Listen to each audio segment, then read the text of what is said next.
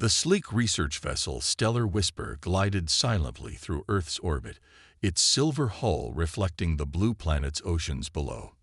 Inside the ship's main observation deck, Chief Scientist Duha Park pressed his face against the reinforced viewport, his three eyes widening as he studied the holographic readings floating before him. "Impossible," he whispered, his scaled fingers tapping rapidly on the console. The gravity readings from the planet below defied everything he knew about habitable worlds. His research team had visited hundreds of planets, but none like this. Jin Ali, his trusted assistant, floated gracefully across the deck in the ship's artificial low gravity. Her iridescent antennae twitched as she approached, a gesture that indicated deep concern among her species. She carried a data pad, her third set of arms carefully adjusting the settings. "Chief, I've run the calculations again," she said, her translator converting her musical language into standard Federation speech. "The results are the same. This planet's gravity is 1.5 times the galactic standard. No spacefaring species has ever evolved in such conditions." Duha's skin shifted from its normal pale blue to a worried gray. "Check the equipment for malfunctions. We cannot report this to the Council without absolute certainty." The next few days were filled with intense activity as the research team conducted every possible test. They launched probes, analyzed atmospheric compositions, and studied the planet's inhabitants from orbit. The more they learned, the more astonishing Earth became. They watched in amazement as humans ran for pleasure, lifted heavy objects for entertainment, and casually moved around in what should have been crushing gravity. The research team's exoskeletons had to be adjusted just to compensate for the occasional gravity fluctuations in orbit. When the first radio contact came from Earth, the entire crew gathered in the communication center. The humans spoke multiple languages, but their universal translation matrix quickly adapted. They seemed eager for contact, which both excited and worried Dua. Federation Ambassador Ki Ta-Yun arrived 3 days later on his diplomatic vessel. His species was chosen for first contact because of their reputation for careful diplomatic relations. Ki Ta's tall, elegant frame was enhanced by a ceremonial exoskeleton decorated with the symbols of his office. "We must be cautious," Ki Ta advised during the pre-contact briefing. "These humans have survived conditions that would kill most species.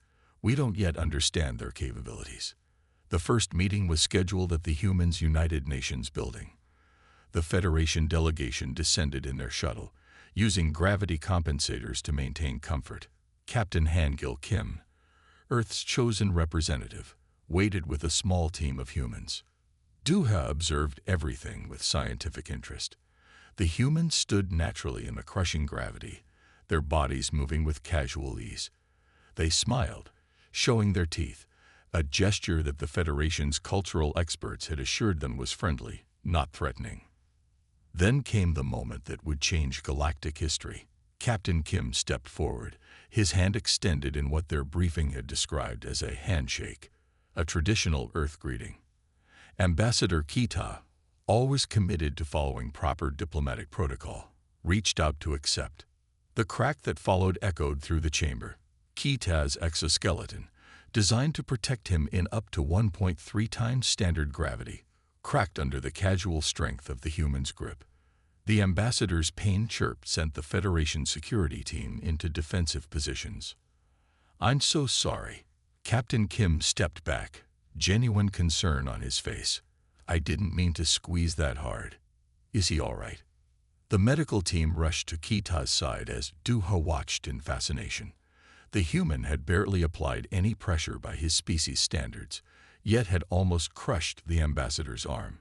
The implications were staggering. Within hours, emergency messages flew between Earth orbit and the Federation Council. Duha's report, combined with the diplomatic incident, led to an immediate classification decision. Earth was officially designated a death world, and humans were classified as heavy worlders, a term usually reserved for non-sentient megafauna. As Duha prepared to return to his ship, he noticed Captain Kim talking quietly with his team. The humans seemed upset about the incident, showing what appeared to be genuine remorse. It was fascinating. These beings of incredible strength also display remarkable emotional intelligence. Perhaps, Doohan noted in his final report, we have discovered not just a new species, but a new paradigm of life itself. These humans have not merely survived in conditions we considered impossible. They have thrived, built civilizations, and reached for the stars. The question is no longer whether they can adapt to the galaxy, but whether the galaxy is ready for them. The Stellar Whisper departed Earth's orbit the next day, leaving behind a changed universe. The first contact had not gone as planned, but it had revealed something extraordinary. Humanity's journey to the stars had begun with a handshake, and the galaxy would never be the same. 3 months after the historic first contact, Su Bin-cho stood at the boarding gate of Earth's first orbital space station. She adjusted her new Federation uniform, a lightweight fabric that felt like silk against her skin. As one of 20 humans selected for the exchange program, she felt the weight of responsibility on her shoulders. Remember to be careful with your movements, her instructor had warned during training. What feels normal to you could be dangerous to others. The journey to Proxima Station took 2 weeks in the Federation vessel.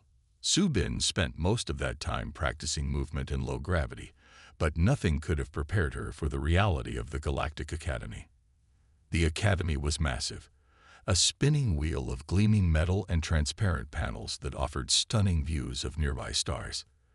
But for Su Bin, the most challenging part was simply walking down the hallway. Her first day was a series of embarrassing incidents. A simple step sent her floating to the ceiling.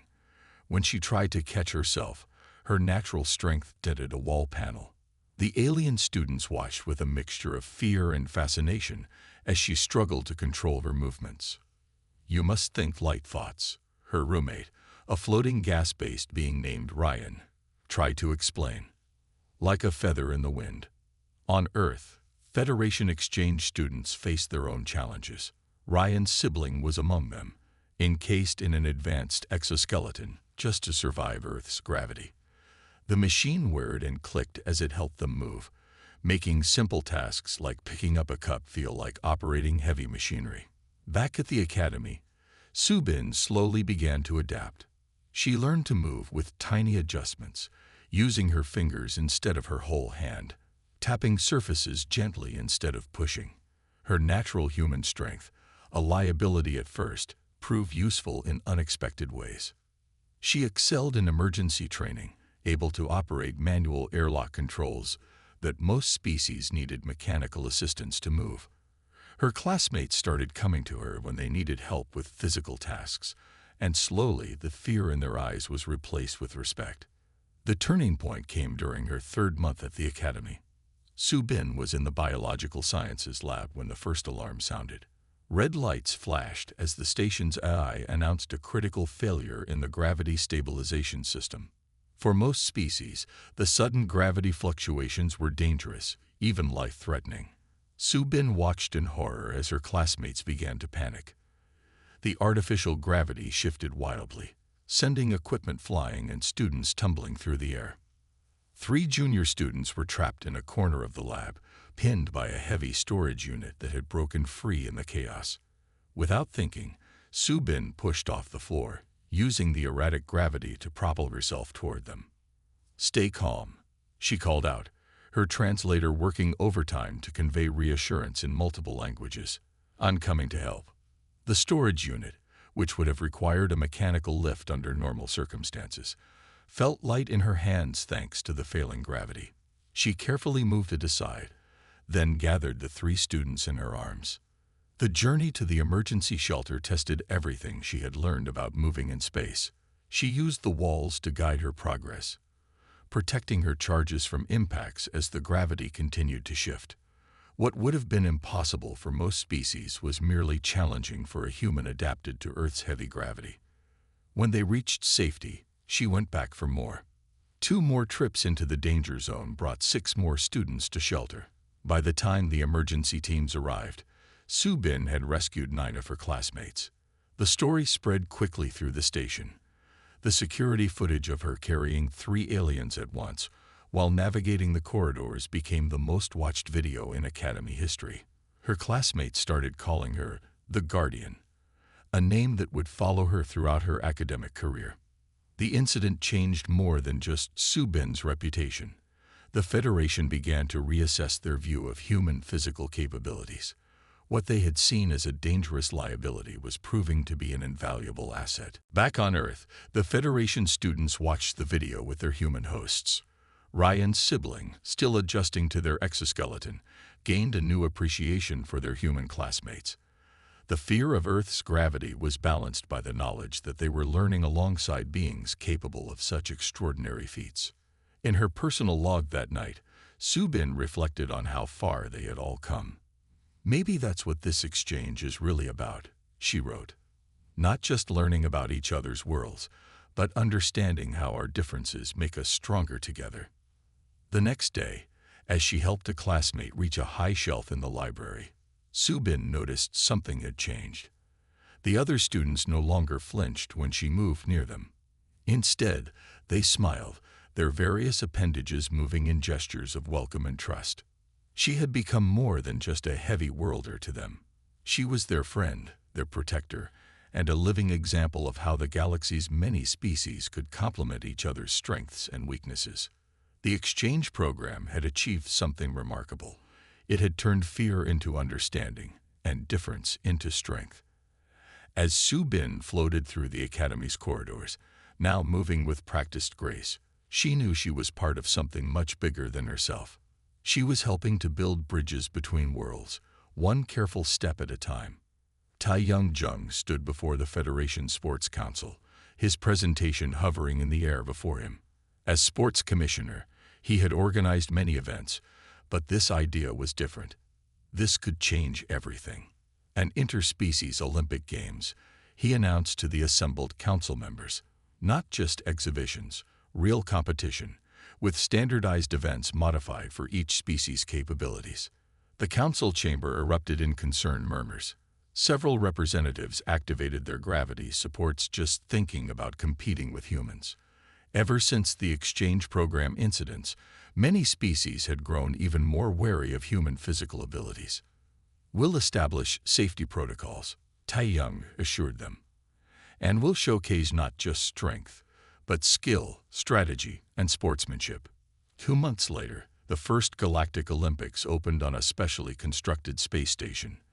The station featured adjustable gravity zones and environmental controls to accommodate all participating species. Athletes from 57 worlds arrived, including a small human team. Min-Ki Lee stepped onto the station wearing Earth's colors. He was shorter than most humans, but his compact frame rippled with strength earned from years of weightlifting. In the practice area, other species watched in amazement as he warmed up with weights that their mechanical loading systems struggled to move. "Please remember the gravity compensation protocols," an official reminded him nervously. Min-Ki nodded, already used to holding back his full strength. The first event was the Universal Lift, a standardized test of strength where each species attempted to raise a weight proportional to their home world's gravity. Min-Ki's turn came last. He approached the loading zone as the computer calculated Earth standard weight. The other athletes had performed admirably, some lifting twice their body weight. When Min-Ki's target weight appeared on the screen, several spectators gasped. Min-Ki stepped up to the bar, which was reinforced with Federation ultralight metals. He gripped it carefully, remembering his training about not leaving hand-shaped dents in the equipment. With a smooth motion that looked almost casual, he lifted the weight that would have crushed most of the other competitors. The station's social media channels exploded. Videos of his lift spread across the galaxy, with viewers adding commentary in hundreds of languages. But it was only the beginning. Ji-Woo Sun's event proved even more astonishing. The endurance race was designed to test stamina under varying conditions. Each lap changed gravity, temperature, and atmospheric pressure within safe limits for each species. Most competitors completed their required laps and stopped exhausted. Some needed medical attention after pushing themselves to their limits. Ji-Woo started running and didn't stop. Hour after hour passed. The commentary teams ran out of things to say. Spectators who had left for meals came back to find her still running. Her pace never slowed, and she seemed to be enjoying herself. "Excuse me," she called out after 6 hours, her translator conveying her words to the stunned officials. "When does the actual race begin? This warm-up is quite refreshing." The medical team insisted on examining her. They found her vital signs stable, her body efficiently managing the changing conditions in ways their instruments could barely measure. She had barely broken a sweat. News of the human performances reached Earth, where Federation exchange students watched in their exoskeletons. They had lived among humans, but seeing their abilities displayed in controlled conditions was different. It wasn't just about raw strength or endurance. It was about the casual way humans handled conditions that would incapacitate other species. The games continued for a week. Humans didn't win every event. They were outmatched in low-gravity precision sports and mental calculation challenges. But their physical performances remained the talk of the galaxy. During the closing ceremony, Min-Ki and Ji-Woo stood with athletes from across the galaxy.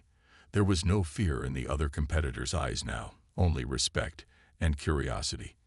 Many asked for training tips, wanting to understand how humans approached physical challenges. Tai-Young watched from the commissioner's box, satisfied. The games had achieved something remarkable. They had transformed human physical capabilities from something frightening into something inspirational. "We should make this a regular event," one council member suggested. "Think of what we could learn from each other." As the athletes departed, trading contact information and promises to stay in touch, the station buzzed with excited conversations about the next games. Plans were already being made to add new events that would showcase different species' unique abilities. Min-Ki's final lift and Ji-Woo's incredible run became teaching materials in Federation schools. Young aliens watched in amazement as humans demonstrated what was possible when evolution took a different path. The games had done more than create new sporting records. They had shown the galaxy that differences in physical capabilities weren't a barrier to cooperation and friendship. As Tai-Young had hoped, they had turned fear into admiration and isolation into connection. Back on Earth, preparation began for the next games.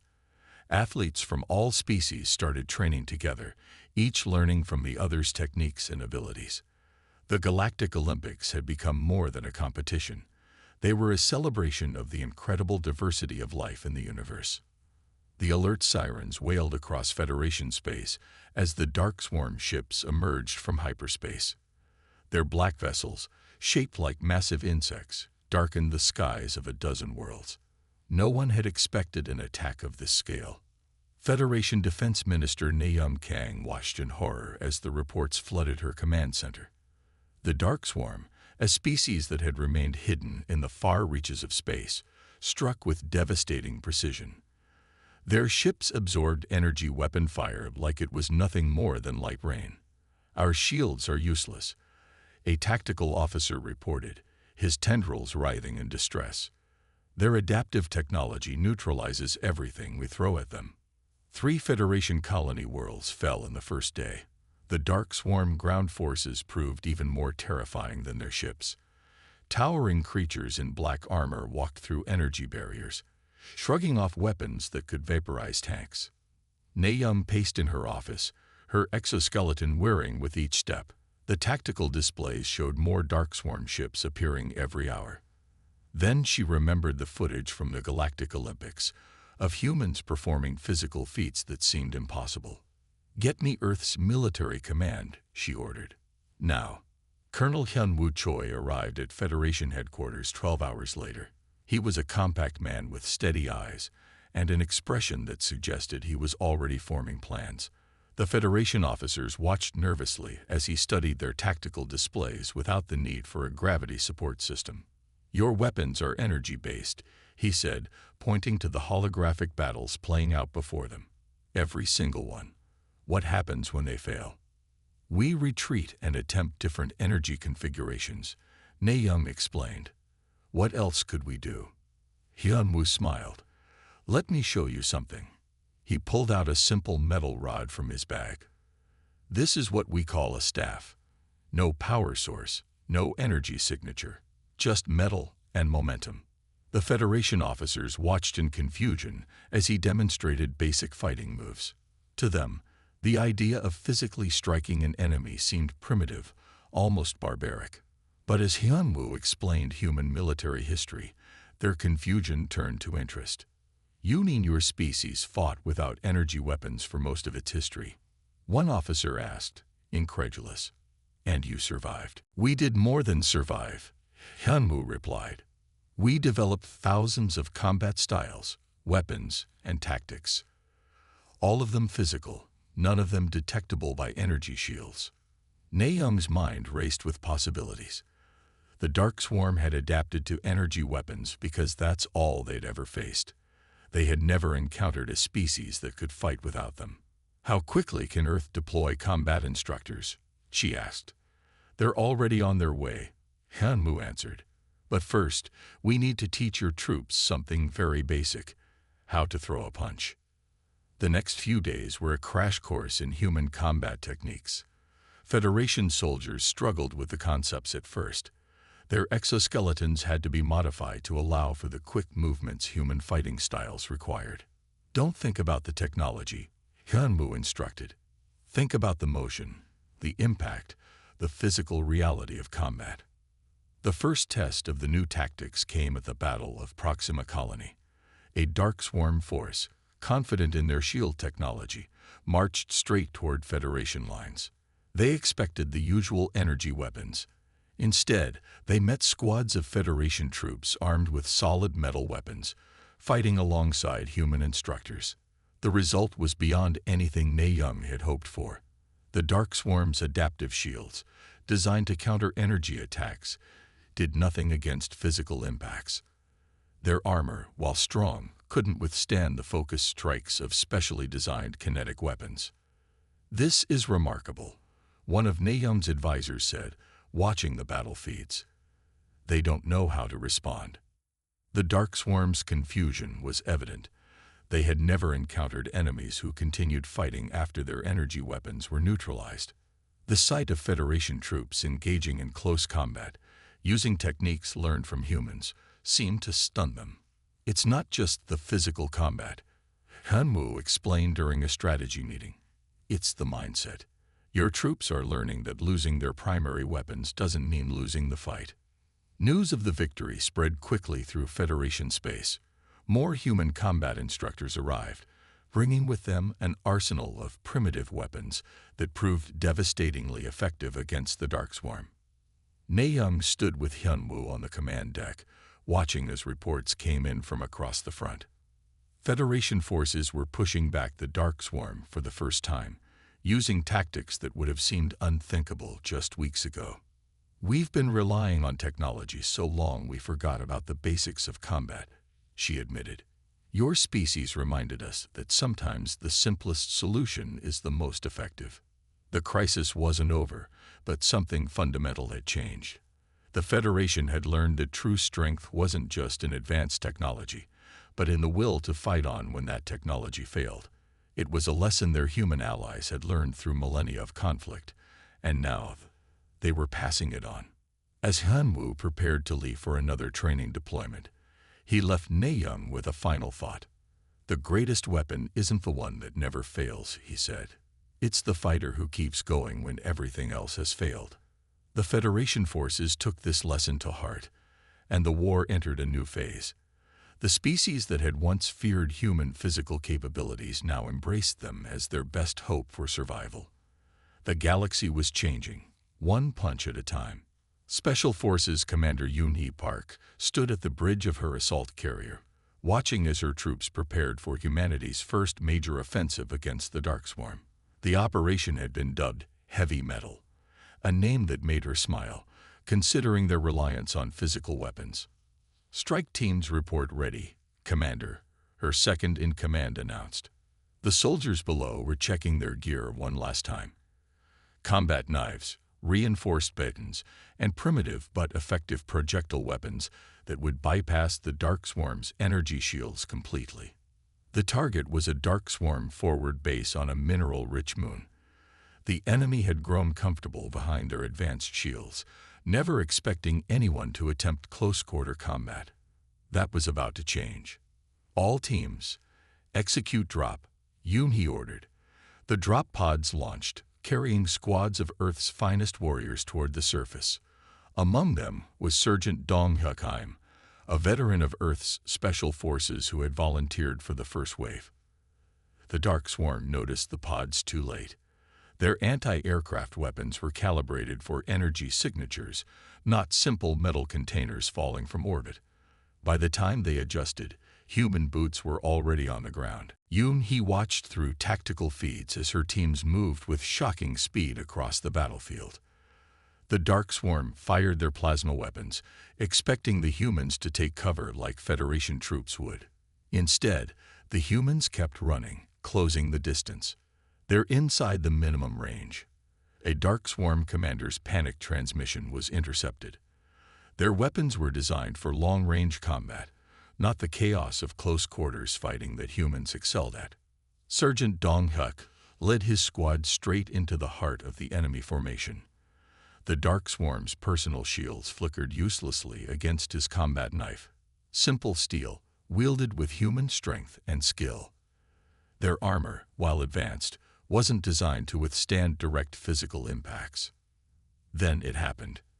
A Dark Swarm heavy gunner got lucky catching Dong Hyuk with a plasma burst that should have vaporized him.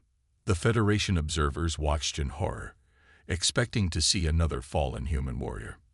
Instead, Dong Hyuk got back up. His armor was scorched, his skin burned, but his eyes blazed with something the galaxy had never seen before. His body was pumping out adrenaline, triggering the human fight-or-flight response that had helped their species survive on Earth. Target still active. A Federation sensor operator reported in disbelief. Life signs are increasing. Dong Hyuk charged the gunner position, moving faster than before despite his injuries. The Dark Swarm troops actually backed away, witnessing something that defied their understanding of biology. A wounded creature should be weaker, not stronger. "What are you seeing?" He asked her Federation science officer. "His pain receptors are active, but his body is producing chemicals that are enhancing his combat capabilities. This shouldn't be possible." The battle turned into a rout. Human soldiers, some bearing injuries that would incapacitate other species, continued fighting with increased intensity. The Dark Swarm, faced with enemies that seemed to grow stronger when hurt, began to retreat. Federation medical teams documented everything. They recorded humans fighting with broken bones, continuing after injuries that should have been debilitating, and showing what they called battle rage, a state of enhanced combat capability triggered by damage and stress. "It's called adrenaline," He explained to her amazed Federation staff, "along with other chemicals our bodies produce in combat. We evolved these traits to survive Earth's predators."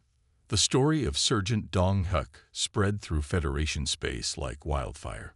Security footage of him, fighting after the plasma hit, moving with increased speed and strength, became required viewing in Federation military academies. Medical stations began adapting their treatment protocols for human soldiers.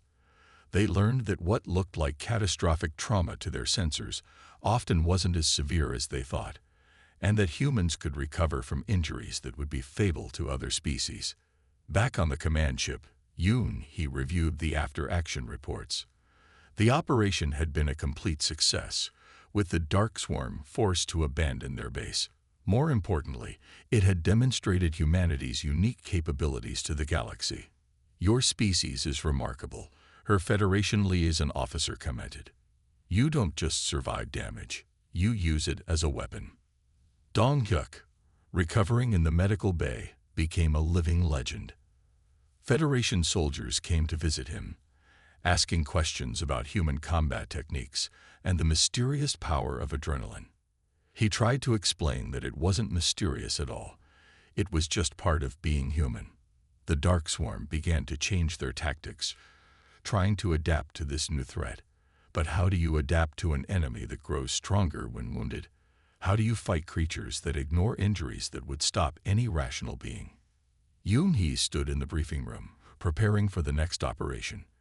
The wall displayed images from the battle, including the now famous footage of Dong-hyuk's charge. Federation officers watched with a mixture of fear and admiration as she explained the next phase of the campaign. "We've shown them what one human can do," she said. "Now let's show them what an army of us can accomplish." The galaxy was learning that humanity's greatest weapon wasn't their strength or their technology. It was their sheer, unstoppable determination to keep fighting, no matter what. As Operation Heavy Metal continued, that lesson would be driven home again and again, one battle at a time. General Jun-ho Ba stood before a holographic map showing the front lines of the Galactic War. Red markers indicated Dark Swarm positions, while blue showed the advancing Federation human forces. For the first time since the invasion began, there was more blue than red. "The enemy is adapting," Jun-ho explained to his mixed species command staff, "but not quickly enough." He gestured to a sector where human shock troops had broken through Dark Swarm lines the previous day. Master Sergeant Hae-jin Kwon entered the command center, his combat armor bearing fresh scorch marks. As the head combat instructor for Federation forces, he spent more time on the front lines than in briefing rooms. "The new joint units are performing beyond expectations," Hae-jin reported. "Federation troops are mastering basic hand-to-hand combat faster than we anticipated." The transformation of Federation soldiers had been remarkable. Species that once relied entirely on energy weapons now moved with newfound confidence, their modified exoskeletons allowing them to fight alongside their human allies. In the training yards below the command center, humans and aliens worked together in ways that would have seemed impossible months ago. Federation engineers had developed lightweight combat suits that enhanced their natural abilities, while allowing the physical movement human combat techniques required. "Watch your footwork," Hae-jin called out to a group of trainees. "Remember, the goal isn't to overpower your opponent, it's to use their energy against them." The new mixed species units were revolutionizing warfare. Humans, with their natural strength and resilience, formed the frontline shock troops. Federation soldiers provided technical support, using their advanced sensors and battlefield computers to guide their human allies through enemy defenses. On the front lines, a squad demonstrated this new cooperation in action. Human soldiers charged Dark Swarm positions, while Federation tech specialists used portable scanners to identify weak points in enemy formations. The combination proved devastating. "They're retreating from Sector 7, a communications officer announced. Another victory for the joint forces. Jun-ho watched as more battle reports came in. The Dark Swarm, masters of energy combat, had no answer for these hybrid tactics. Their advanced shields meant nothing against human warriors who could breach them physically, while their attempts to adapt were countered by Federation technical expertise. "Show me the casualty reports," he ordered. The numbers were better than anyone had dared hope. Federation troops, once easy targets for Dark Swarm weapons, now survived battles that would have been massacres before their human training. Hae-jin's combat instruction program had spread to every Federation world. Young aliens who had never thrown a punch in their lives were learning Earth martial arts, modified for their unique physiologies. Some even began developing their own fighting styles, blending human techniques with their natural abilities. "We're not just teaching them to fight," Hae-jin explained during a briefing. "We're teaching them to think differently about combat, about what's possible." The breakthrough came at the Battle of Triple Moons. A Dark Swarm fleet, attempting to punch through Federation lines, encountered something new. Human boarding parties, guided by Federation sensor operators, breached their ships using nothing more sophisticated than metal cutting tools and raw strength. "Impossible," a captured Dark Swarm commander later said. "No species would attempt such tactics." But they had, and they had succeeded. The battle marked a turning point in the war. The Dark Swarm, realizing their technological superiority meant little against this new kind of warfare, began a strategic withdrawal from Federation space. Jun-ho received the reports with satisfaction, but not surprise. He had seen this coming from the moment the first joint units had proven their worth. The galaxy was changing, and humanity had helped change it. In the training yards, Ho-Jin watched as a Federation soldier successfully completed a complex takedown maneuver. The alien's natural grace combined with human combat techniques created something entirely new, a hybrid fighting style that played to the strengths of both species. This is more than just military training, Ho-Jin told his students. This is about understanding each other, about becoming stronger together. The Federation Council, monitoring the war's progress, began implementing these joint tactics across their territory. What had started as a desperate measure had become the new standard for galactic warfare. Jun-Ho stood at his command post, watching as another sector turned from red to blue on his tactical display. The Dark Swarm were falling back faster now, their once unstoppable advance crumbling before the combined might of humanity and the Federation. "We've done more than win battles," he told his staff. "We've shown the galaxy what's possible when different species work together, each contributing their unique strengths." As the war entered its final phase, the legacy of these joint units was already clear. The Federation would never return to its old ways of warfare. The combination of human physical combat and Federation technology had proven too effective to abandon. Ho-Jin continued his training programs, now focusing on creating permanent joint combat units. The future of galactic security would be built on cooperation between species, each learning from the others. The turning point of the war had become a turning point for galactic civilization itself. Humanity had brought more than just physical strength to the Federation. They had brought a new way of thinking about cooperation, combat, and the possibilities that arose when different species worked together as one. Federation Security Council head Mai-Suk Yang stood at the podium in the Grand Chamber, her voice carrying to delegates from 100 worlds. The final Dark Swarm fleet had surrendered just days ago, marking the official end of a war that had changed the galaxy forever. "Today, we formally reclassify humanity," she announced, her words translated into countless languages. "No longer will they be labeled as heavy worlders. From this day forward, humans shall be known as a guardian species of the Federation."